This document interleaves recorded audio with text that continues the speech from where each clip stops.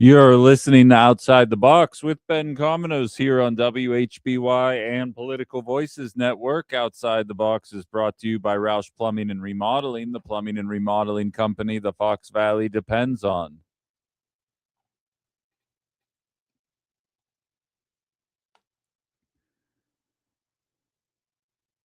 So it's been one of those kind of mornings. We've got a lot to get into. Um, it's funny. I can feel it in the station in the building. As you guys know, there's 4 other radio stations that operate at Woodward Ranch here. We all kind of share the same space. We're all friends. We all hang out, and it's great. And I always joke because we all support one another, and I'll listen to the music stations all the time, and they'll always be getting into the funniest and goofiest situations, and they're like, "Oh, Ben, what are you going to be talking about today?" And I'll be like, "Oh, waste, fraud, and abuse, and the ways in which DOGE avoided it." And they're like, "Oh, sounds like a blast." I'm like, "I know, I chose this life," but you can tell there's a buzz in the room because baseball is starting. And so on top of that, not only am I not really a sports show outside of when Landon and I talk football for hours on end. Um, Coming from Pittsburgh, we really don't have much stock in when baseball season starts. But it is today. We've got a Brewers game coming on as Landon started first pitch at 1:10, I believe. I'm a big proponent of making national holidays that really don't need to exist, just realistically trying to find more days off from work guaranteed by the government like every other industrialized nation other than Canada has. And I feel like opening day for baseball should be one of them. I'm willing to add that to my list. None of us should be at work today. And call your representatives, let them know that you agree with this sentiment and you would like to see the first day of baseball be made a national holiday, seeing as it is America's pastime and this is America, damn it. So let's get some time off here. That's just my assessment on the matter, of course. Jerry says, yeah, but the Pirates have Paul Skeens. Here's the thing, Jerry. Here's the thing. Because I'm a Pirates fan and I already know this. They're going to trade. Like, this is the logic. This is what I've been experiencing since 1992. I was born in 1987, all right? The Pirates are going to trade Paul Skeens, and the logic is going to be like, we're going to get 15 prospects from this guy, and who knows? One of these prospects might be the next Paul Skeens. And it's like, well, no, you already got Paul Skeens. There's no need to trade him, but they're going to trade him, and then they're going to take a step back. I almost want him to be traded because he's such a phenomenal player that I feel bad that it is being wasted on this team. Like, go be good somewhere else and really have the career that you deserve, because it ain't going to happen in Pittsburgh. I can tell you that much. And I was saying, I don't know, we were saying during the What's Been Happening segment, my Pittsburgh's got the draft in like 30 days or however long away the draft is. If this shutdown isn't handled by then, that is going to be a crap show. Like, you guys, I can say with a full throat right now, there is a 0% chance that Pittsburgh as a city outperforms Green Bay in terms of the venue, just based on the geography and logistics of it. I'm not even saying the actual decorations and the way the event is run and all that, just from the perspective of getting places. I'm dreading the stories that are going to come from that weekend there. It's going to be a long one. I'm sure we'll have some fun with it after it happens on this show, especially if it goes the way that I'm anticipating. But more on that another time. But so enjoy the game, and please do listen to the show. If you're not a watcher of baseball, the show will be on WHBY, as are all games, or most games. Yeah, all games. So please do take part in that, because I know there's plenty of people, especially from like my dad's generation, who'd say, yeah, you throw the baseball game on and then you just go do other stuff. We never watched baseball. We always listened to it. I feel like it's one of the compared to any other sport, especially in my opinion, it translates better to radio than it does TV, personally.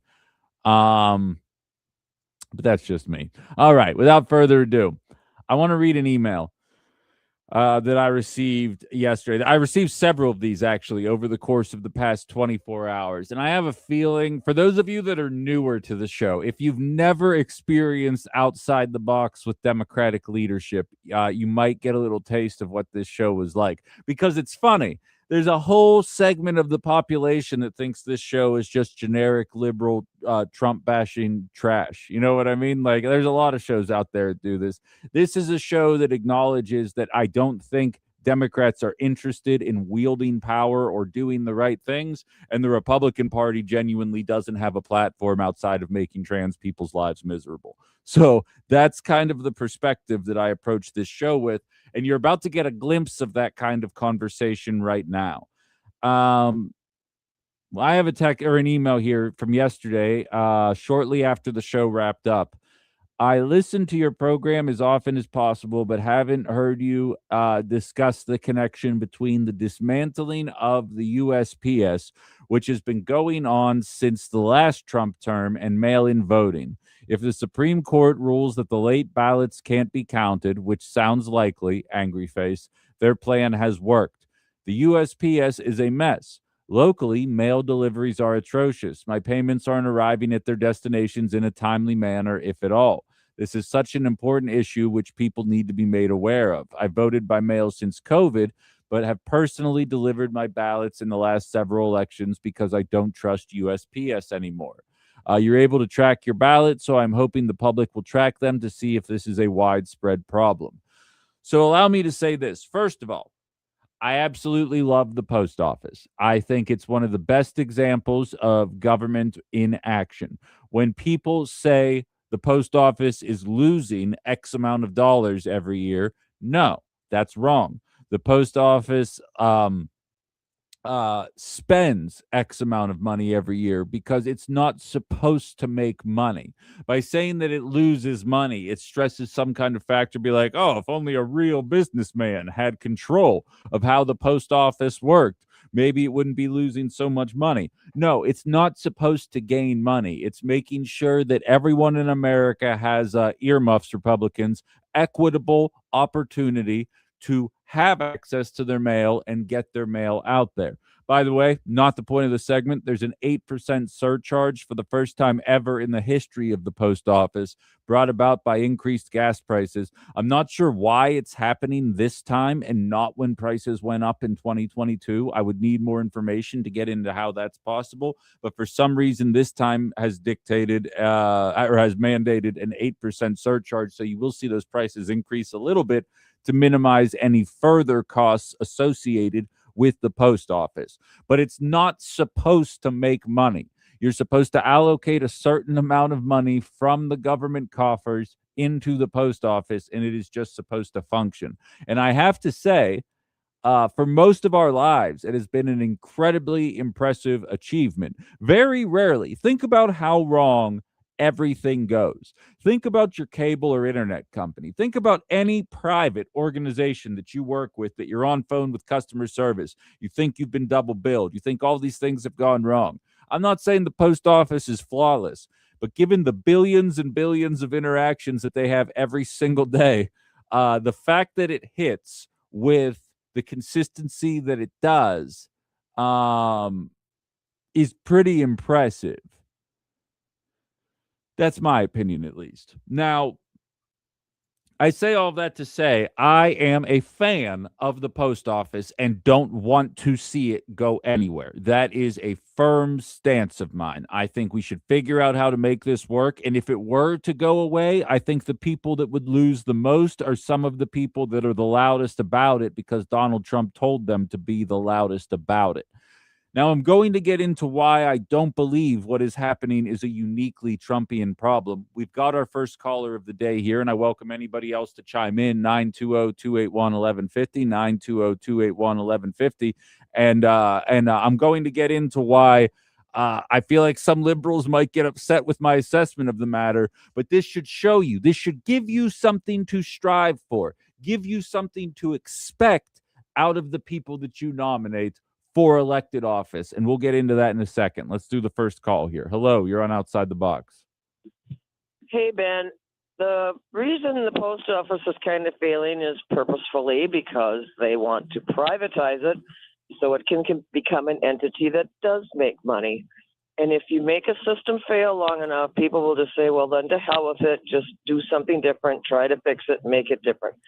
So I'm afraid that's what's coming. I think the post office does a wonderful job, although the time stamp thing has been causing a lot of issues, and I hope people are aware of that for their voting and for their taxes. But the point of the matter is to get a letter from here to California in a couple of days for 75 or 80 cents is a pretty damn good deal. I would agree. I would completely agree. And I appreciate the call, Cindy, and I'm right there with you. And if it does privatize, again, the reason the post office loses money is rural America.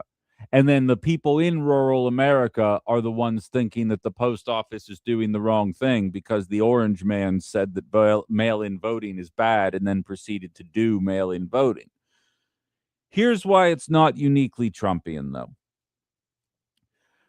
Louis DeJoy was made Postmaster General during the first Trump term, and it was very big news because everyone prior to that election was certain that some kind of nefarious action was going to be taken. No nefarious action was taken, and then Republicans insisted nefarious action had been taken. It's a beautiful system that we have here. Joe Biden then proceeded to be president for 4 years. Now, he does not have the authority to fire Louis DeJoy outside of a handful of reasons, which we'll get into in a second. He does, however, have the opportunity to appoint members to the board that ultimately could fire Louis DeJoy if they saw fit to do so. It was not an issue. It never came up once for 4 years. Contrast that with the way that Donald Trump is talking about Jerome Powell, somebody that I have my issues with for significantly different reasons than Donald Trump's issues. But nevertheless, I would have liked to see pressure applied to Jerome Powell by Joe Biden. Did not see that happen. Donald Trump doesn't shut up about it. He basically has a countdown calendar to when Jerome Powell is no longer going to be the chair of the Fed anymore. You would be hard-pressed to convince me that the Democrats had any interest in trying to preserve the post office. Because if they did, look at the hellscape that Donald Trump has been able to create in 15 months. We got masked virgins murdering people in the street. Elon Musk has every single person listening to me's social security number and data because he created a fake agency for 2 months that eliminated any government agencies that might follow along with him, while also scraping any data he could before making his exit 90 days after DOGE started. Taxes are lower for billionaires. I could go on to infinity. He has remade this country so quickly, so effectively in the eyes of MAGA. I would argue making it ineffective, but effectively in the eyes of what MAGA is. That when Democrats take power, and I do believe that's right around the corner, as we kind of highlighted yesterday, at least on the state level, it's been a bit of a bloodbath since 2024. 30 seats flipping red to blue, 0 seats flipping blue to red, and I have a feeling those numbers are only going to get higher. Landon has yet another story about another Republican who will not be seeking re-election in the state of Wisconsin. I don't think that's a coincidence yet again, but we already talked about that on Friday. If Democrats really thought, the elected officials really thought that Louis DeJoy was a problem, there were levers that they could have pulled to get rid of him.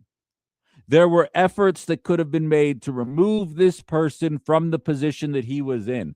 As I mentioned, even though Joe Biden can't fire a man without cause, you know what you could do?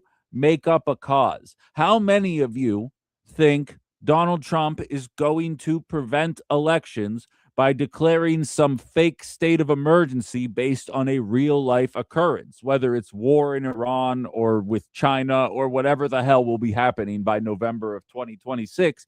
How many of you listening think that that's a possibility? Okay, good. Those are the levers that can be controlled, and I will be beating this horse until November 28th. If the Republican Party can show up and pull all these levers to something trans and get damn Mexicans and cut taxes for billionaires and all this other stuff that doesn't matter, then if Democrats are the good guys, that they allege to be, they can also use these same levers to get good things to happen. I received a call from a first-time caller earlier in the week talking about why didn't Joe Biden reduce the cost of student loans when he was in office. He had 2 kids with student loans, but he was a Trump supporter. And I said, because the Republican Supreme Court blocked him. But if you're new to the show, what you don't remember is during the 2020 primary, Bernie Sanders said, if you went about it the way Joe Biden went about it, the Supreme Court would block it. What you need to do is use the 1965 Education Act to declare a state of emergency and then use that state of emergency to wipe out student debt. Joe Biden didn't do that, and I'm a firm believer it's because the Democratic Party had no interest in actually wiping out student debt. They just wanted to run on it, make it look like they tried, and then ultimately keep us all stuck in the same debt cycle that we've been stuck in since infinity. The post office is the same story. I'm not saying that Donald Trump's not going to engage in something shady. I am not here to say that Louis DeJoy is getting a bad rap and that he actually is a more genuine person than he lets on. I don't know enough about the man personally to know if that's true or not. But what I do know is this. If Democrats in office really believed that he were that big of a threat, they had at least 2 years, if not 4 years, to be able to do so and get rid of him. They chose not to do that. And now here we all are wringing our hands about the potential of what Louis DeJoy is going to do in the post office because Democrats want to be able, they can make sure they can run on anything other than economic reform. You know what's interesting? I haven't read the article because it actually makes me so mad that I think I would have to throw my iPad across the room were I to try and read it. But Punchbowl News is getting national publicity right now because they had a writer put together a piece for them with some very unique thinking. I've never heard anybody else say this before. He says that Democrats need to stop talking about impeaching Trump. They need to stop talking about Trump trials, and they need to start talking about economics. Man, if only there were a show that had been saying that since 2022, we might not be dealing with this in 2026. Too bad nobody had the foresight to say anything like that before. The days of hand-wringing are over. Do things, and people will vote for you. I do the Up North podcast with Kirk Bangstad from Minocqua Brewing Times, and it feels like every other week it's an episode about whether or not the elections are going to happen. And every other week, all the other people that are on with me will be talking about, oh, you got to make sure X, Y, and Z happens at your polling place. You got to do this. You got to do that. And then eventually it's my turn to speak. And I'm like, or you could just run on, you're going to make housing more affordable at a bare minimum. You're going to institute a single payer system, and you're going to do something about the insurmountable debt, whether it be from cars, credit cards, college, or housing that so many Americans find themselves in, and make the American dream work for them again. And then you won't need to worry about election rigging because 70% of people will be on your side. Oftentimes that gets scoffed at, but I think we all know that that's right. I don't know what's going to happen with mail-in voting. I don't trust Louis DeJoy, but the idea that this is all of a sudden a problem again when nobody was saying anything about it for 4 years, you would be hard-pressed to get me to sign on to. This man had been in power the entire time. You could have removed him if you actually thought he was an issue. And Democrats didn't. So now they can talk about it in their 24-hour news cycles. Not saying not to be aware, but I'm saying that there is a large percentage of the media out there designed to keep you scrolling, to keep you worried, to keep you nervous. Things are trending in the wrong direction for the Republican Party. They're very bad at governing. Just have a message and don't worry about this stuff. And I promise a lot of you will be sleeping easier. Cynthia says, many veterans rely on the postal service to get their prescriptions delivered, not to mention people who live in rural areas. And as I told you before, people have to deliver the mail on boats and donkeys. Exactly. We've had this conversation before on this show. It's not supposed to be profitable. And then what will happen is, to Cindy's point, it'll get taken over by FedEx or UPS or another group that you've never even heard of. and they're going to charge you an obscene amount of money to make these things happen. And then certain people aren't going to have access to the post office anymore. Much like you're watching the Republican effort to privatize public school, it's the same idea. It's not about making it more efficient. It's about boxing out poor people and making safe havens for the people that can afford fancier things, creating a caste system. I see what it is. I know what it is. No reason to fall for it, though. So that's my thought on um, what's going on in the world of the post office with Louis DeJoy. I am not in panic mode right now. There's efforts to clamp down on it, for sure. But by and large, I don't think that Louis DeJoy is the villain that the Democratic establishment is painting him to be, because if he were, I think there would have been a more concerted effort to remove him when they were controlling the levers of power. I've never seen anything like it. It really is uncanny. It's the goldfish memory of American politics.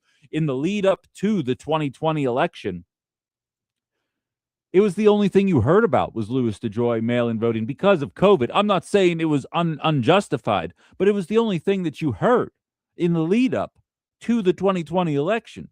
And then the second Joe Biden won, I was like, oh, good, they can get rid of that guy. And Louis DeJoy's name just completely disappeared from the news cycle in general. And I was like, well, wait a minute. I thought this guy was the enemy. Why?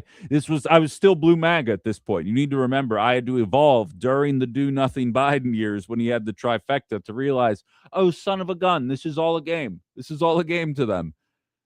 His name disappeared from news cycles until now. It's not a coincidence. They do this crap all the time.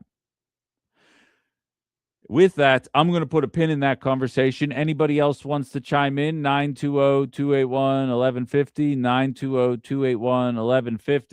920-281-1150. Larry predicts in the YouTube chat line that USPS will be taken over by Amazon. That's actually probably the most accurate guess. Now that you say it out loud, that makes a lot of sense to me.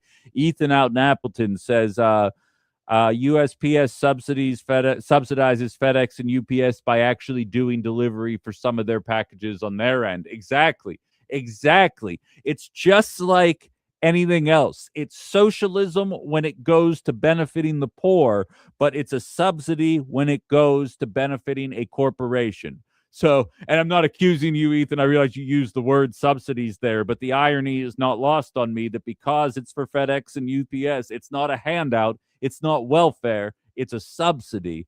But the act of providing cheap packages to people in rural America is welfare. It is a handout. And that, thank you, Ethan. If you knew any better, you'd assume he worked for me. Is the perfect segue into what I want to get into next. I think I'm going to start a weekly series. I'll have an article going up this week. If you guys follow me on Facebook, you've already seen a couple of the videos that I'm putting together. It's going to be about unwiring propaganda that is out there in the mainstream. We're going to dive into a couple of the examples that I have been providing on social media that kind of ties into this idea that sometimes we call it welfare, sometimes we call it subsidies, and normally the difference between those two terms typically depends on whether or not it's going to a black person or not. We're going to talk about the other examples of propaganda on the other side of the break. Stay where you are and chime in with your own examples after you hear the ones that I have. I'd love to hear what you got. 920-281-1150, 920-281-1150. We'll be back in just a little bit. You're listening to Outside the Box with Ben Cominos right here on WHBY and Political Voices Network.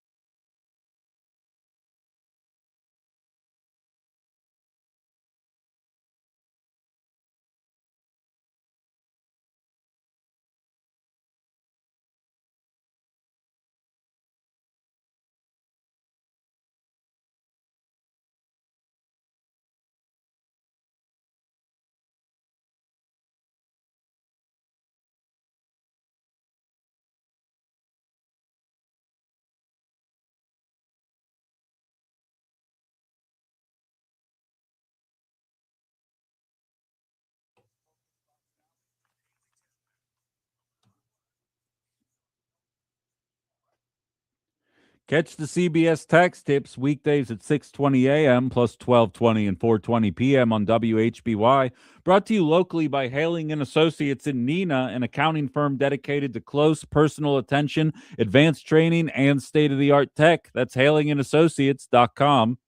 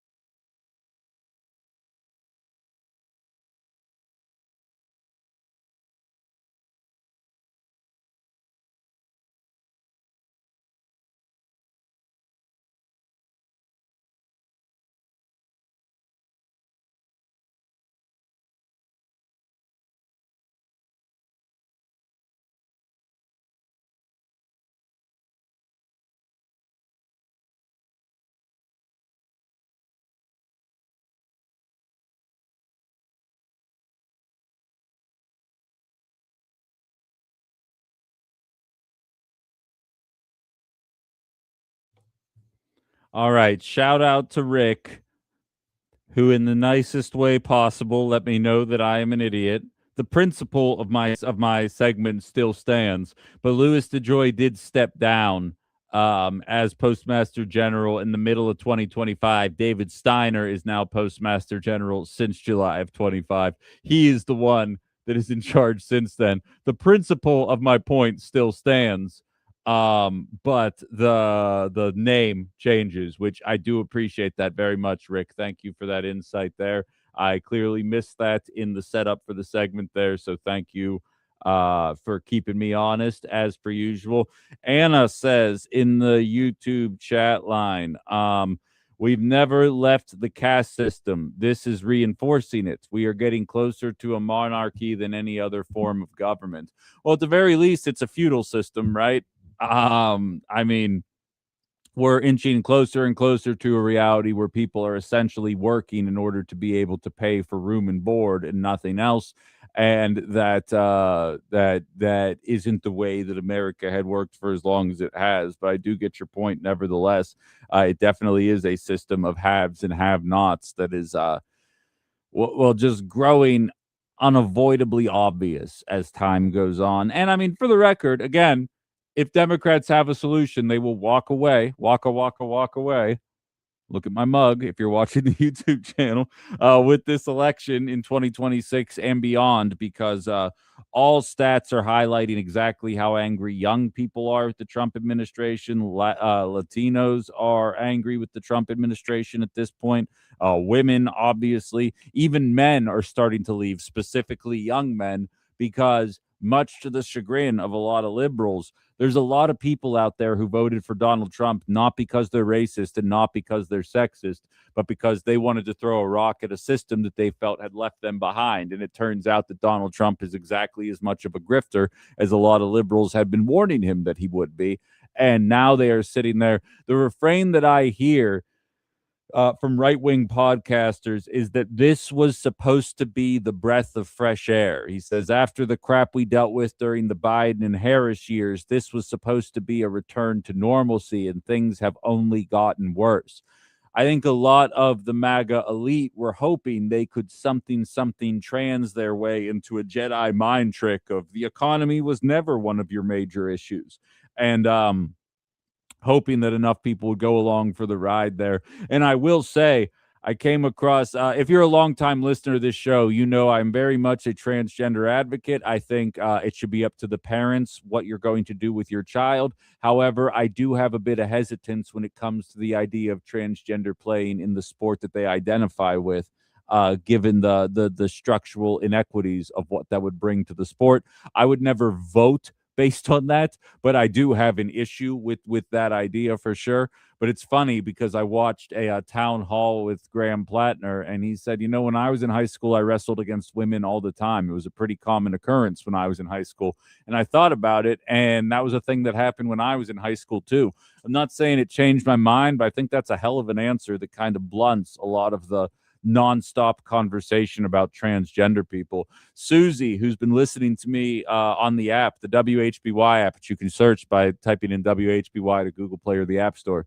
She's been listening to me driving around the country. She was down in Arizona during the summer months, made her way back up. She said en route back, she says, Ben, I saw billboards throughout Kansas. We drove around all three of these cities, and I noticed them. God made trans people is what the sign said. It was actually okay, yeah, so on and so forth. And that's in a red state. You know what I mean? That's in Kansas that those signs are going up. So I feel like maybe that conversation is getting blunted by to anybody outside of the diest of diehard. I can only hope so, because I think it's such a dumb conversation that it makes me just want to start banging my head off the counter in front of me right now anytime somebody starts bringing it up. But that definitely is an interesting principle for sure. And Jaro Mani says the establishment Dems need to get out of their comfort zones and start acting like we need them to. I completely agree. And I'm hopeful that it happens. It's going to be really interesting to see. We're going to have our own Wisconsin version of it. And I'm honest to God, I'm so freaking excited about it because assuming everything goes according to plan, there's some actual progressives running for governor right now. And we're going to see. I can already tell there's Democratic accounts that I interact with on social media that all of a sudden aren't interacting with me as much, because you can tell they are a certain kind of Democrat and I am a certain kind of person because I'm not a Democrat. And you can tell that the divides are starting to expose themselves even in this state a little bit. But boy, it would be really nice to be able to talk about someone running for governor in this state the way you could kind of watch Hal Mamdani and what Graham Plattner is doing in Maine right now. If you haven't seen the most recent polling data that came out yesterday for Maine, Graham Plattner is beating blue MAGA candidate Janet Mills 55% to 28%. Meanwhile, these centrist Dems out of the same side of their mouth is going to talk about electability. I don't know that it gets more electable than that. There's 13% undecided. Assuming the whole 13% went to Janet Mills, she still loses by 14%. Get out of the race. There's a new sheriff in town, and people want to see economic reform aimed at the 1%. It's impossible to avoid that reality. And to that effect, let's get into some economic propaganda as well as some crime propaganda. If you don't follow me on Facebook, I've started a video series basically entitled, How Do People Buy This Propaganda? And it highlights things that are very easily disputable and yet still stay in the mainstream. That's part of the narrative. For instance, when asking a generic poll, who is better at the economy, at addressing economic concerns? Republicans win an aggregate of all the polls. Republicans win that conversation 44 to 41%. And statistically speaking, whether you're talking about job creation or I'm about to get into deficit spending, but there's about a dozen or so different metrics that you could study economic success by, that you'd be really hard pressed to determine that the Republicans did it in a better way than Democrats. Not to say that Democrats did it well, That's to say that, oh, I don't know, let me just pull a phrase out of nowhere. It's almost like Democrats are maintaining an economic status quo and Republicans make that economic status quo worse, and then Democrats maintain that new economic status quo. But the fact is, when concerning deficit spending, we're going to do all the presidents since I was alive. George H.W. Bush, his deficit change was positive, meaning it was not good. I realize the terms are going to be contradictory here, but please try and keep up here. They were barely positive, but they were above that zero line. Just over $0.2 trillion in deficit every single year. Bill Clinton shows up and that deficit goes into the negative. $500 billion every single year in terms of negative in terms of deficit spending. George W. Bush shows up. That goes to $0.6 trillion. What is that? $600 billion in deficit spending a year. Obama shows up and it's negative $800 billion in deficit spending every year. Donald Trump shows up and it becomes $2.5 trillion in excess of positive in deficit spending. And yes, some of that is COVID spending, which was absolutely necessary spending. That was probably the best part of the Trump administration. But also, anybody who's paying attention, who's not in the cult, knows that a large percentage of that deficit was born out of the third time we did trickle down economics in my lifetime.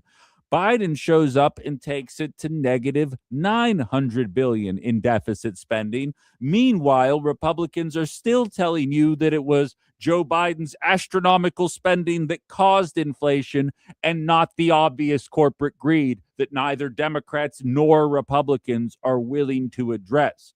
And then Trump, too, showed up. Assuming everything is consistent from the first year of his presidency, he is at plus $800 billion in terms of deficit spending. Every single Republican president has increased our deficit. Every single Democrat has decreased our deficit. All but 1 million jobs created since I was born are by a Democrat. Do those jobs pay enough money? No, they do not. Our economy is not working for 2/3 of the American population. But in order to address the shortcomings of a democratic economy, the backtracking, the coming further away from an economic status quo that takes place during the Republican Party has got to go. And I realize, I get it, guys, something trans. Unfortunately, that is not going to impact your life in a meaningful way comparatively to what these statistics tell you. And I'm just warming up. What about crime? What about law and order? I mean, Republicans, they say it enough times, right? So you would assume that that law and order would be a pretty obvious feather in the cap of the Republican Party. But again, it is not a matter of Republican or Democratic presidents. It is a matter of circumstance. Do you know when the U.S. murder rate per 100,000 people shot up? More than one full death, 1.5 full deaths per 100,000 people. Do you know when that happened? 2020. You know who was in office in 2020? Donald Trump. The reason the homicide rate went up were the lockdowns, and it kind of became the Wild West in this country for a little bit. Anybody who still had to go to work, be honest with me, hit me up in the text line. What was it like driving on the roads during that time period? I don't mean from the emptiness. I mean that I was full-blown pulling U-turns on highways because I was like, you know what? I went the wrong way. I'm just going to do this right now because I knew no one was going to see it happen. We all were doing things that nobody would be doing in a normal environment on the roads in 2020 because of what was available then. I'm not saying you take that opportunity to murder people, but I'm saying other people absolutely took that opportunity to murder people. Murder rate shoots through the roof. Murder rate holds firm in 2021 and in 2022, and then begins to free fall. It falls almost a full 1 death per 100,000 in 2023. It falls another 0.9 deaths per 100,000 in 2024, and then another 1 death per 1,000 in 2025. So yes, the murder rate is the lowest that it has been in the last 10 years in 2025. It also was on that trajectory since 2023. It's almost like neither Democrats nor Republicans really had an impact on that, and it's a matter of circumstance. And yet, when you see the polling data, it says that the Republican Party is better at law and order, despite the fact that all of the data is to the contrary and it just fits narratives. Then, in the world of social media, all you have to do is find a video of one guy robbing a Walgreens in San Francisco and say, that's all of liberal cities. And unfortunately, about 27% of the American population will just believe it. This propaganda is so deep seated in people's minds. This is why you never see the kind of changes that we want to see happen. Because think about it. A majority, or not even a majority, a plurality of people think that the Republican Party is better than the economy. Okay, great. Why do they think that? They think that spending during the Democratic years is what ultimately led to inflation. Okay, good. When you look at spending, it turns out that every single time there's a Republican in office, we do more spending than when there is a Democrat in office. So because they believe a false equivalency, they associate our astronomical costs with data that doesn't exist.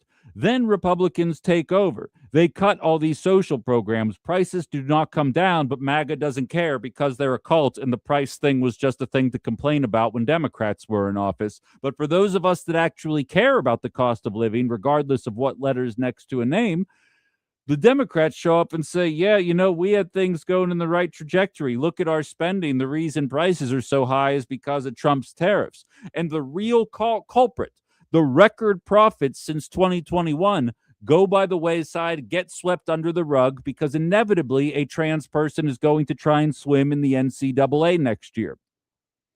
And this is why nothing gets better. And then when I highlight these statistics, people say, Ben, you got to stop being so partisan. This ain't partisan, ladies and gentlemen. I'm breaking down the data for you in a way that highlights that one party is clearly better than the other party is at this. And until you can grapple with that reality and then hold people to account, there's no way that this gets better. The fact of the matter is, guys, when it comes to deficit spending, Republican Party is the biggest obstacle that we have right now, because they keep cutting taxes for the wealthiest Americans, keep increasing defense spending, take away food stamps from single mothers, and none of our prices go down. And then they can convince their voters to blame the welfare population. And I don't mean major corporations. All right, we've got a call and a whole bunch of texts coming through here. We'll do the call first and we'll continue along from there. Hello, you're on Outside the Box. Yeah, good morning, Ben. It's Gary calling. Say, you were given those spending amounts by the different presidents, and you were talking billions of dollars, and then you said that Mr. Trump spent over $3 trillion in his recent term. I think it was last week, they said in the first 19 days of this war in Iran, the U.S. has spent $890 billion, which is equivalent to what one of those other presidents spent, I think, in his whole term. But the deficit keeps going up, and you take that $890 billion, I don't know what that would do to turn the post office around, but it might help a little bit, and it might do some other good things for healthcare and whatnot. But I think you gotta consider too, for the post office for a number of years. By the way, we had a postmaster general in the 1960s from Wisconsin, I think he was from Two Rivers, Gronowski, under Johnson. And, the post office seemed to be doing pretty good back in those days. But things that have all changed. For example, they used to get a lot of revenue or some revenue from third or fourth class magazines and all that other stuff. But those were even subsidized by the federal government.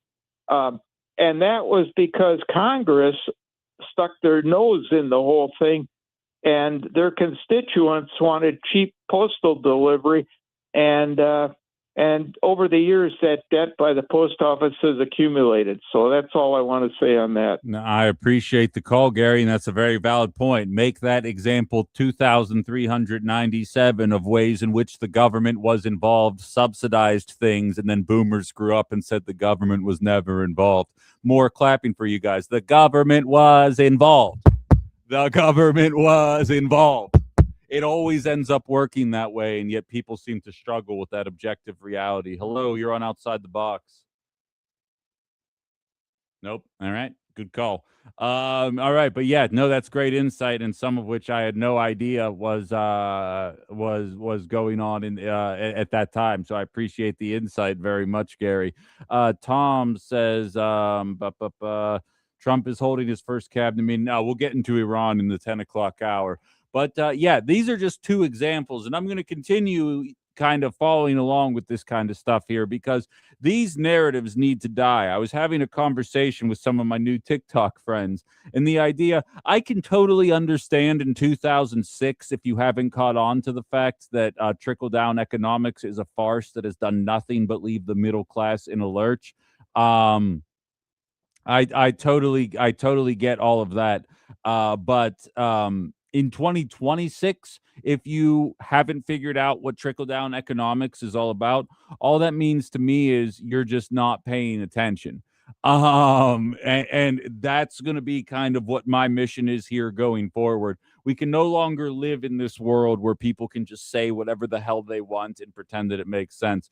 We're only going to be able to reach so many people, but when it comes to the economic data, whether it has to do with the fact that the government was absolutely involved in making sure that the boomer generation had an easier transition into adult life and the silent generation, compared to what they have done for the generations that came after, we have to live in reality in that conversation. When it comes to the idea that somehow Republicans are the fiscal hawks, the ones that understand the way to make the economy thrive, I'm going to need any data to back that claim up if I'm going to take it seriously. And this is not me saying that Democrats have the answers, but in the two-party system, one party is going to be better at it than the other party is going to be. And when the evidence is so clearly skewed in one direction, I have to ask, do you just not want to hear it? That has to be a real question that is asked. Do you just not want to hear it? We're going to keep conversations like this rolling on the other side of the news. Bit of a longer break here, but we'll be back. Outside the Box with Ben Cominos, Political Voices, and WHBY.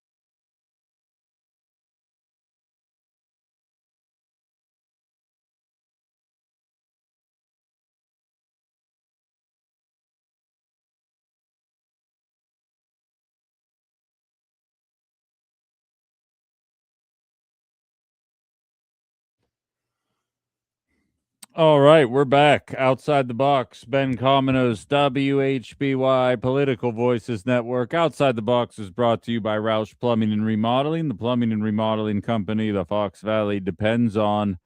If you're just joining us, we talked for a little bit about the post office, the situation with mail-in voting, and whether or not the postmaster is a threat to the future of the post office in general or our ability to vote by mail.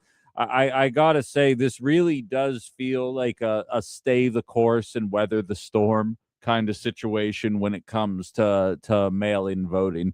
I think the narrative is out there. Even the brain dead John Fetterman is saying, yes, I am 100% in favor of voter ID. This bill is not voter ID and will not be receiving my vote. Short of eliminating the filibuster to get this across the finish line, I don't see that happening. And again, they will bluster about ending the filibuster, but they will never do it. Some Republicans will pretend that Democrats will end the filibuster if they don't. And I'm here to tell you right now, Democrats had the opportunity to end the filibuster in order to get a $15 minimum wage and price negotiations for every single drug created with American tax dollars across the finish line, because every single Republican in the House and Senate voted against it, and they did not do it. So the idea that the Republicans need to do it in the name of making it harder for women to vote, I just don't find that to be to hold water. And neither of the party's elites want to see the filibuster go away, because if the filibuster went away and Democrats were able to gain even a simple majority, even a 50-50 split with a Democratic vice president, they would have to do something about health care that isn't Obamacare. Like, they would have to do a single payer option, possibly even Medicare for all, if they expected to stay in their seats.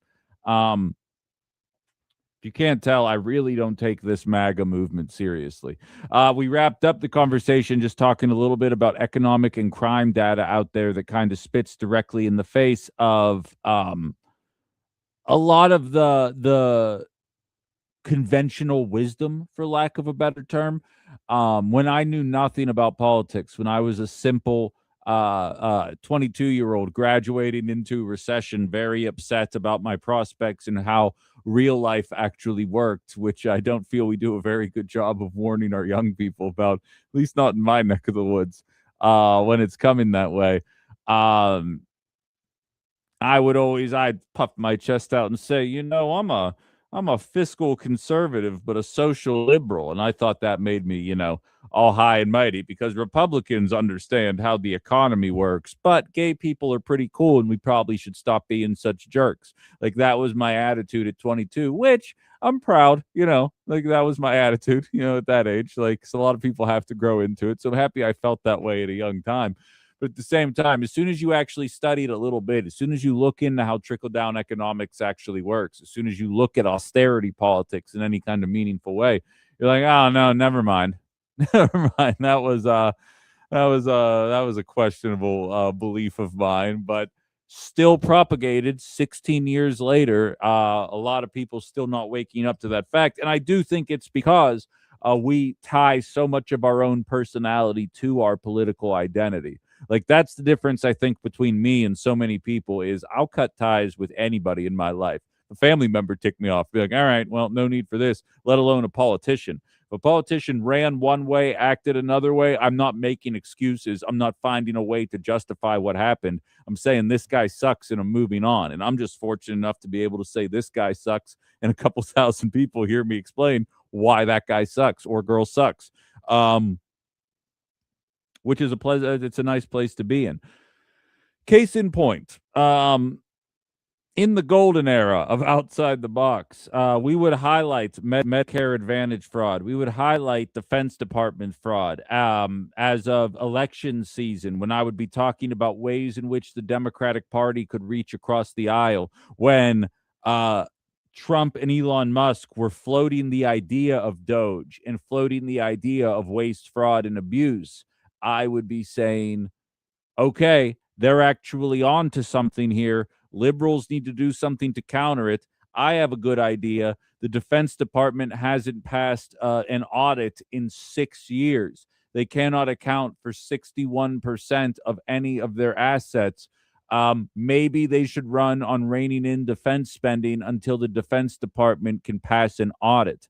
That seems like a pretty reasonable way to not only show that they're serious about waste, fraud, and abuse, but moreover, find about $500 billion worth of that waste, fraud, and abuse.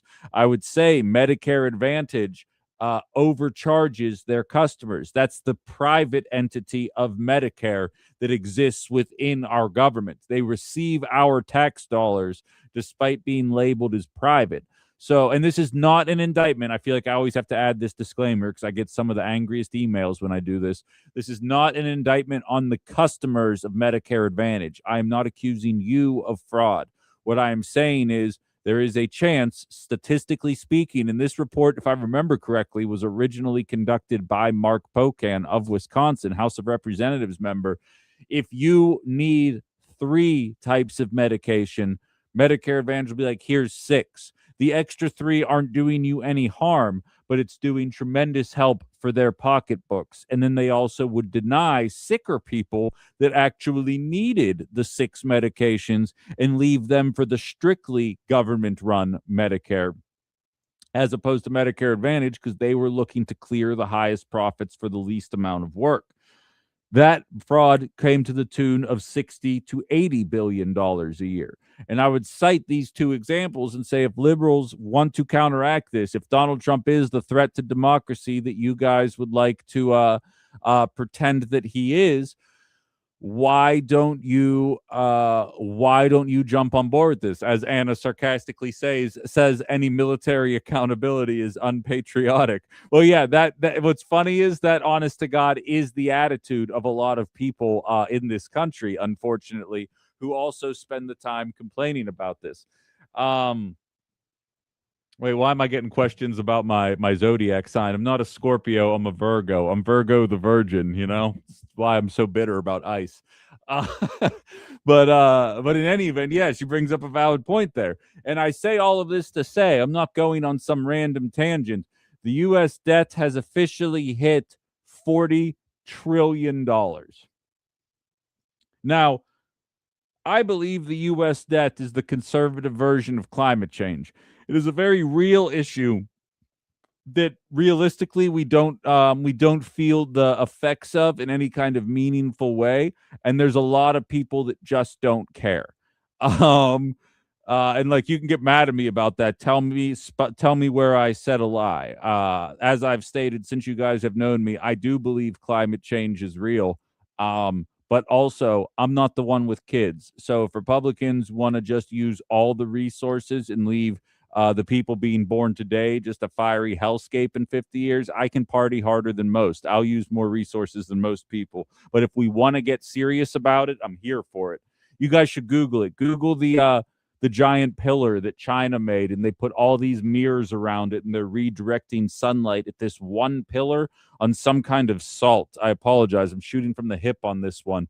And what it does is it makes it so it's able to store energy so that even when the sun is not out, they have a giant bankable source of storable energy. We have a new ballroom coming, though. So, like, tomato, I get it. But maybe we should be looking into that kind of stuff. But I digress. The national debt is the conservative version of climate change. They claim to care about it, but when they have control, they really don't have any issues with blowing that debt out of control. Much like liberals didn't have any issue with Joe Biden setting the record for oil and gas drilling in both 2023 and in 2024. It is uncanny how much the two cults end up mirroring each other in a lot of ways. People would look at this and say that DOGE was a failure as a result of this, but I would argue that nothing could be further from the truth. I think in the eyes of Elon Musk, DOGE was a rousing success. I don't believe it was ever designed to reduce debt. I believe it was it was created to screw with transgender people, but moreover, he wanted your personal data, which he has now. He grabbed it from Social Security office. And if you think I'm making that up, look up the stories on your own time and get mad or don't. You know what I mean? Like, you guys can pretend to be patriots or not. I'll allow you guys to decide. I realize MAGA's doing it, so it's probably in the name of your self-interest, MAGA voters. But look into Elon Musk and the Social Security Department. You let me know what he does. He also got the agencies like the NLRB, the National Labor Relationships Board, which was specifically focusing on Tesla and the fact that he was doing everything he could to prevent Tesla from unionizing. Other nations that are good nations where people are happy all the time have nationwide unions. And when Elon Musk was a Nazi saluting Jag, they all were shutting down his production to make sure that he felt it in his pocketbook until he negotiated with them in good faith and actually provided them with livable services. I know, crazy idea to hold your billionaires to account, but it looks like a handful of countries seem to have figured out how to do it. And as a result, they have plenty more of a capability to do so, but that's just me. Well, what do you want from me? I sometimes get bitter about this kind of stuff. So which, when you look at it from that perspective, when you look at it cutting the Consumer Financial Protection Bureau, when you look at it as cutting the National Labor Relations Board, if you look at it from a perspective of collecting our data, he kind of got everything he wanted. Any of the pro-customer, pro-worker agencies that were out there no longer are. These were some of the metrics designed to help us out as a result of what took place during the last 8-year Republican president, meaning making sure that the banks weren't exploiting us and making sure that workers had the ability to organize and push back against unfair labor practices. And on top of that, he now has all your data. An inevitability that seems like we are never going to escape at this point, but it doesn't mean that you shouldn't be highlighting this kind of stuff. So I say all this to say, I don't expect there to be Democratic outrage from this because I don't believe many Democrats, at least in a post-Elon Musk coming out as a Republican world, actually expected Elon Musk to do the right thing. I have been a hater of Elon Musk since well before it was cool to be a hater of Elon Musk. I actually had to defend my attitudes towards liberal for lots of the late teens because they believed that he was a genius that was going to deliver us to the future of renewable energy. And I was like, actually, this guy's a bit of a moron. He buys his way into companies with money he made from an emerald mine in South Africa and then slaps his name on things, oftentimes making them worse and then paying rich people to do, or smart people to do stuff. Not particularly intelligent, but again, I digress. But I do expect Republicans to be mad about this. Do you actually care about the debt and deficit? And this ties into how I ended the last hour. It's almost like there's some effort that goes into this show. I have highlighted that the last 4 Republican presidents, 3, but Trump twice, Bush and Bush, the deficit spending has gone up. The debt is now shooting through the roof. 25% of all debt is as a result of Donald Trump. Ron the Swamp Johnson is doing the rounds right now, talking about the importance of fiscal austerity and cracking down on spending while we are setting records on spending for stuff that none of us need. We're willing to increase our military defense spending another $2 trillion or $200 billion, despite the fact that they have now failed 8 audits in a bleeping row. It doesn't seem like that has made its way onto MAGA's ire, but I swear to God, if you're a single mother buying her daughter some cookies, I will put you in prison.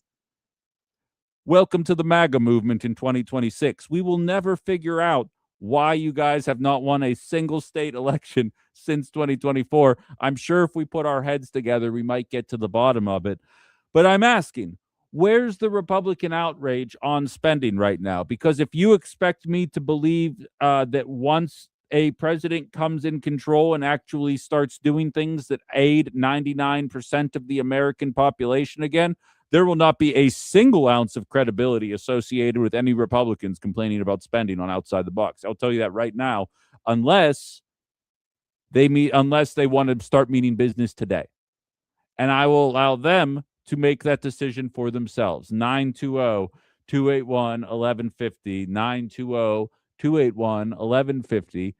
Stand up against what the Trump administration is doing right now in terms of spending. You can something trans till your heart's content. I don't care. I'll judge you. I'll make fun of you. I'll say, who cares? Nobody except for you. Explain to me why this is okay. And if I don't get any responses, I will not be entertaining responses in the state of Wisconsin when social programs are put together that address 99% of the population. Because it's clear it's not the fraud that bothers you, because the Defense Department could not pass an audit if its life depended on it. It's not about it impacting the largest number of people, because Trump's tax cuts, over 85% of the benefit went to 1% of the population. Both of those are blowing massive holes in our debt and deficit. Do you care? 920-281-1150. I think I know the answer, but only time will tell. We're going to get into that overbloated Defense Department, along with our DEI Defense Secretary and his handling of the war in Iran on the other side of the break. And not only in Iran, though, but unfortunately, what is going on in Cuba. It's going to be one of those segments that makes me a bit embarrassed to put the red, white, and blue on right now based on the way that we're behaving. Not a new behavior by any stretch of the imagination, but something that we're going to have to reconcile with from a humanitarian standpoint as things continue. If you haven't heard what's going on in the newborn ward in Cuba while there's rolling blackouts, trigger warning, this is going to be a rough one. We'll be back in just a little bit. You're listening to Outside the Box on WHBY and Political Voices Network.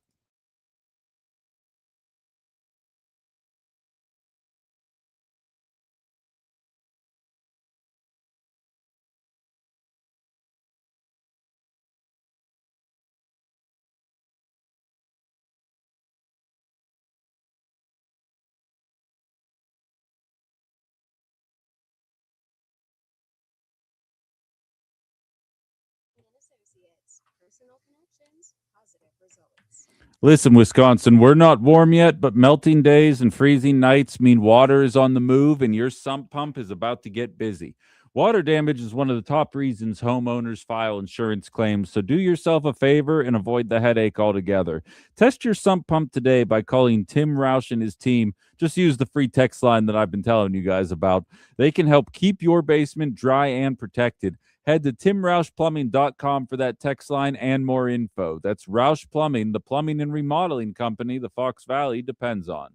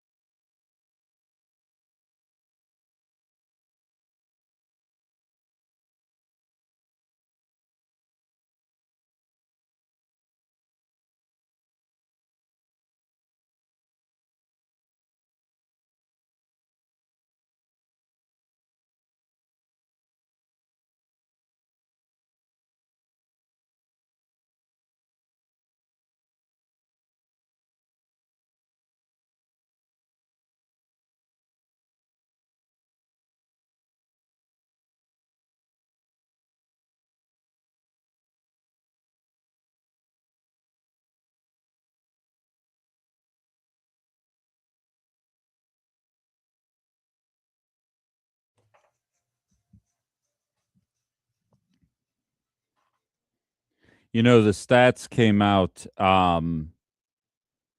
in regards to spending on campaigns for the midterms in 2026. So far, this is being recorded March 26th. So far, there's $430 million that have been spent by 15 families, 12 of which are aimed at the Republican Party. And it kind of creates an existential question, right? Because there's the matter of billionaires in politics, and if you are new to this show, they're bad. They suck. They do not have your best interest at heart, even the good ones. And like if you're sitting there, be like, but Elon Musk was saying, "Shut up." Elon Musk also sucks. Yeah, but Elon, yeah, totally. Shut up. He sucks. Like, stop. There's no good billionaires.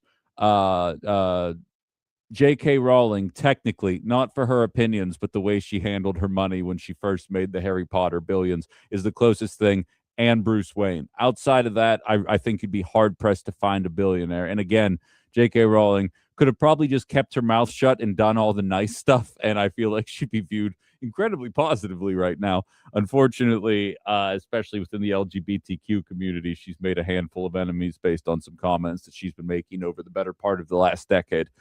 But the spending right now is 80-20 in favor of Republicans, and it kind of brings about an existential question because I don't want to see billionaires anywhere involved in politics. But then when you see that 20% of the billionaire donations go to Democrats, it raises two questions, right? Because A, it's like, well, the Democrats want more money, but they just are worse negotiator than the Republicans, because whether you're in for a penny or in for a pound, associating with the oligarchs means that you're not interested in addressing the will of the working class. But also, with such a large 4 out of every $5 going to the Republican Party from billionaires, there comes a time when it's like, okay, well, we need to be able to compete financially in some kind of way. And if we don't take money from these individuals, what's plan B? And I get that. That's a very hard conversation to have because, like I oftentimes state, there's people that give me crap for the way that I live my life. Much like how they'll say Bernie Sanders has 3 homes. People will come at me. Republicans will be like, Ben, you want X, Y, and Z, but you own a duplex and you make side money from all these different gigs. Why do you need more than what you're doing already? Blah, blah, blah, blah, blah. They try and equate the average American to somebody making billions, which is a bad faith argument. I don't take it seriously in any kind of way, but oftentimes my statement would be, well, this show would resonate a lot less if it were coming from the gutter, because in order to make it work, you got to make certain concessions. You got to make sacrifices in certain parts of your life in order to make sure that you're set up to be able to do something else. And I get that element from a spending perspective in campaigns and in politics, while at the same time wanting billionaires out. I'll be honest, I think a winning message, because Republicans, trust me, as it gets closer to 2028, you're going to hear the phrase pack the court quite a bit. And liberals are going to pack the court. And with the extra court justices, they're going to trans your kids and make you Mexican and make you celebrate Cinco de Mayo or whatever the turn of phrase is. I think you could put together a pretty successful campaign saying we're going to knock the Supreme Court number up to 15. We're going to stack it with people that mean business. And the first thing we're going to do is repeal Citizens United, because it's the Republican justices that put us in this position. And we're going to get money out of politics, and we are going to publicly fund campaigns going forward. I think that would be I think that would be important. As Brian says, do the will of the people. That's how you win. I would agree. And as you said, Brian, the sad part is if Trump truly wanted to be great, he had the backing of both the House and Congress, the Supreme Court. He's legislated with a hammer. He could have been great. I totally agree with you. It actually is incredibly frustrating because he had an opportunity to really do great things. And the worst part is that he's already super wealthy, you know?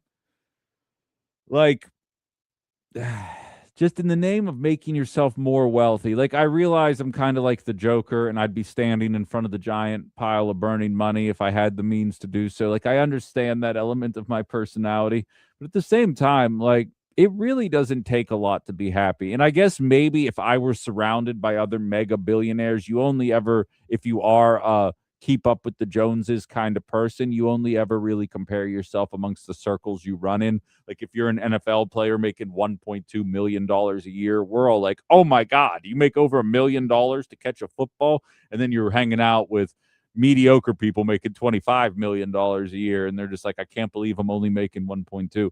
Maybe that's an element of it, but he really had an opportunity. And for the record, so did Biden. I mean, never forget the child tax credit was allowed to expire when Democrats had control of the House, the Senate, and the presidency. Really wrap your head around that. We instituted a program that cut child hunger in the wealthiest nation on the planet in half. And instead of looking at that and saying, oh, how could we push this tax credit even further to make that number zero? We decided to get rid of that tax credit and then immediately saw child hunger return not only to pre-pandemic levels, but to supersede those levels because the cost of living had gone up so high during that period of time. Like, there's a reason why Democrats lose, and it's not because Republicans have good ideas. Sorry to break it to everybody listening. There's a very obvious reason why they lose. It's like the newsroom segment, right? If liberals are so bleeping smart, why do they lose so bleeping always, right? Like, there's a reason. And I think coming to grips with that would probably do centrist Dems a world of good in order to prevent this kind of stuff going forward. We'll see what happens. The progressive candidate, though, in Michigan running for Senate, El Said, I'm blanking on his first name. He's doing a podcast with Hassan Piker, who is a far lefty podcaster. I really don't listen to him that much, but I'm at least familiar with him. I think he's related to Cenk Uygur from the Young Turks, who's been on this show a couple times. And Blue MAGA's losing their mind. They're like, I can't believe he'd be willing to do a podcast with one of the most popular venues on the internet right now. This is why you guys lose. Just take the advice or get mad at me. I don't care which one you pick, but just know this is why you guys lose. We'll see what ends up happening there. But from your friendly neighborhood Greek guy, that's why you guys lose. All right. And on to the military-industrial complex. Okay. This one's going to be rough. In Cuba does not deserve what's happening to it right now. I don't care about their leaders. I don't care about socialism or whatever made-up reason Marco Rubio and the DEI Defense Secretary Pete Hegseth are making for what we're doing there. It's a war crime, and it's so unnecessary. And I think that's what hurts most of all about all of this. Because, again, it's the concept of the Overton window, right? The Democratic Party became the party of never-ending funding for Ukraine. Not boots on the ground, but we're not going to do anything about your health care or never-ending debt because something about democracy in a country that a lot of people in America can't identify on a map. And then, of course, also facilitating the genocide in Gaza. So Republicans obviously had to shift much further to the right than that, because otherwise there would be no distinction between the two parties. And don't worry, MAGA will still scream about how this country is being dragged to the left despite having no evidence to be able to back that claim up.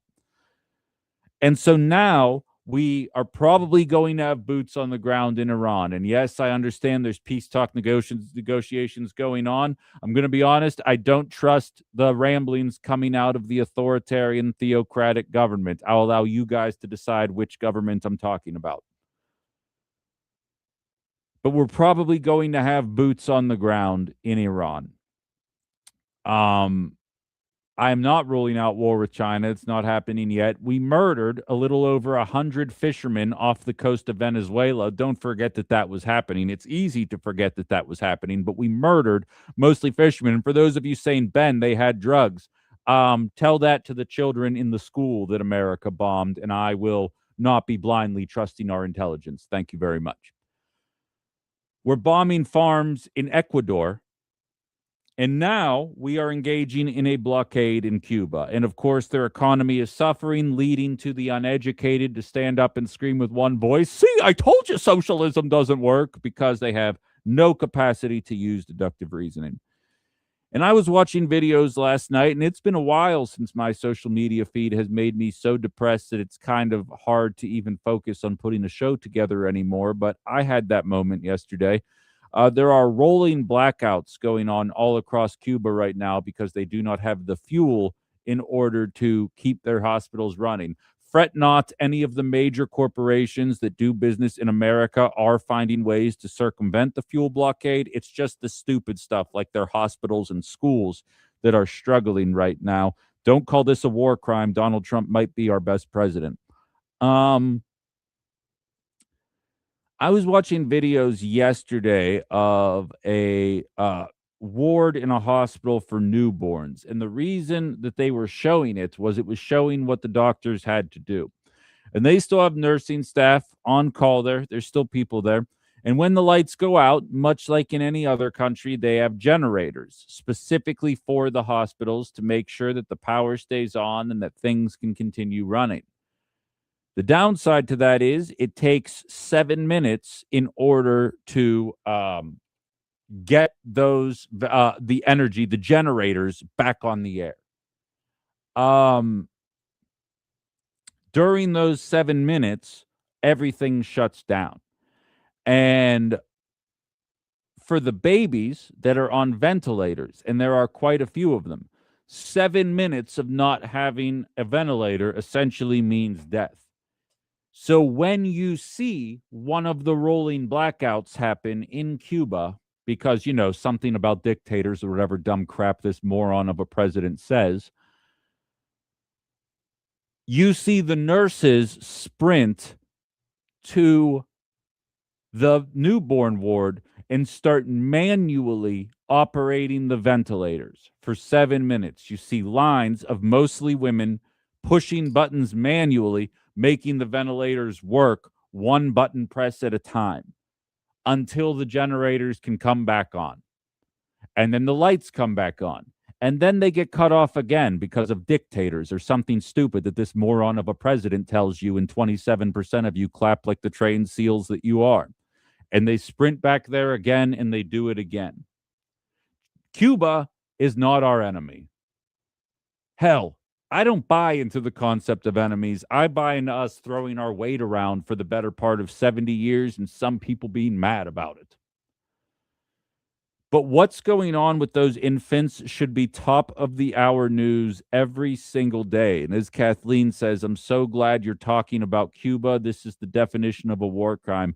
I'm embarrassed that this is the first time that I'm really paying as much attention to it as I can. I realize I'm one dude and we only get 2 hours. Insert a handful of you guys saying that's why the show needs to be longer. But like, we've barely even scratched the surface of what's going on in Lebanon, in Cuba. Israel's attitude towards any efforts to bring about peace talks in Iran. What the Democratic Party did was obvious imperialism. They armed and funded a genocide in Gaza. They helped facilitate a war in Ukraine that I think could have been solved diplomatically, but we wanted access to all of the rare earth minerals. Notice how liberals are very quick to highlight that Donald Trump Jr. is involved with rare earth mineral companies, but not willing to talk about Ukraine's tie-in with rare earth minerals. Funny how that works. And now we're back to me watching videos on social media of children bearing the brunt of America's foreign policy efforts in the name of, I don't know, democracy or something. I think I've lost the thread at this point, that I'm too disgusted to do any actual research to figure out why anybody would justify this. Noticing the MAGA right is pretty quiet about this one too. I'm sure something Hunter Biden. Hello, you're on Outside the Box. Good morning, Ben. Yeah, what's up, Carlos? Yeah, I have very good points. Definitely don't like the Cuba stuff. Iran.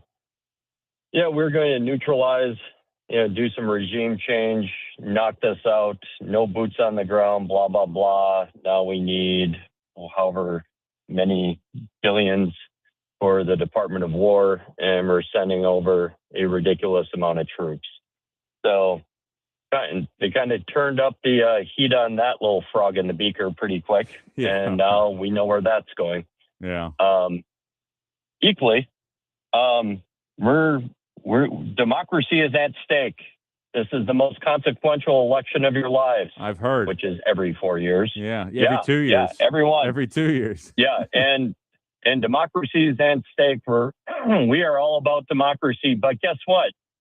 We are not going to hold a primary. Here's your candidate.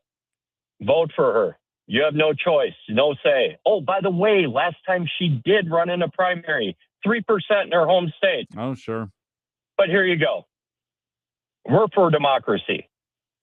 I don't care what they say. What did they do? And the other point is, which I'm sure you've covered it a lot when I wasn't listening, but our government right now can't even do a continuing resolution. We have no budget. We aren't paying people. The infrastructure we pay ridiculous taxes for is not working.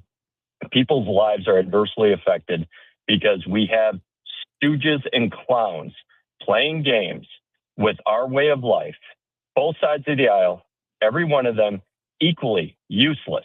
Yeah. Every one of them needs to go. Yeah, I'm right. And we sit here and argue over BS, the scraps. Yeah, it's repetitive, it's numbing, it's exhausting, and like I am not calling for it, Carlos, and I know you're not either, but like there will be somebody with nothing less to lose that gets angry. And like that's what we're all trying to avoid here, and it kind of feels inevitable the way things are working because you're exactly right. No matter what element of life you're talking about, whether it's trying to catch a flight, trying to own a home, trying to start a family, trying to run a business, whether it's shutdowns or tariffs or corporate greed or spending or inflation or whatever the situation is, it feels like you're choked at every possible angle. And it gets tiring. It gets exhausting. It gets frustrating. And then they find a way to spend $29 billion in less than 3 or just over 3 weeks for a war that nobody asked for, that MAGA found the spine to get behind 90%. And it's just infuriating. I could keep it rolling with you, but we're up against it here. So we'll talk soon. But yeah, I think he brings up plenty of valid points, and I'm right there with him. There's an element of frustration that needs to be felt by the American population that feels it when it's the other party doing it. All I'm calling for is a little bit of consistency when we are talking about this. If you were anti-armed conflict, regime change, dollars going abroad, the Trump administration sucks. And this has nothing to do with liberals right now. They would do a lot of this, but we're dealing with conservatives right now. We're going to need to stay focused. Infuriating stuff. Very difficult to watch, let alone experience. And as one person in my text line says, in places in Cuba, they don't even have enough fuel to run the generators. Nurses are using phone flashlights in order to be able to see patients. I mean, do you feel safer? We'll put a bow on this conversation on the other side. I have to squeeze another break in here before we call it a show, though. We'll have a few more minutes to discuss this on the other side of the break. We'll take any comments, 920-281-1150. We'll be back. Outside the Box, WHBY.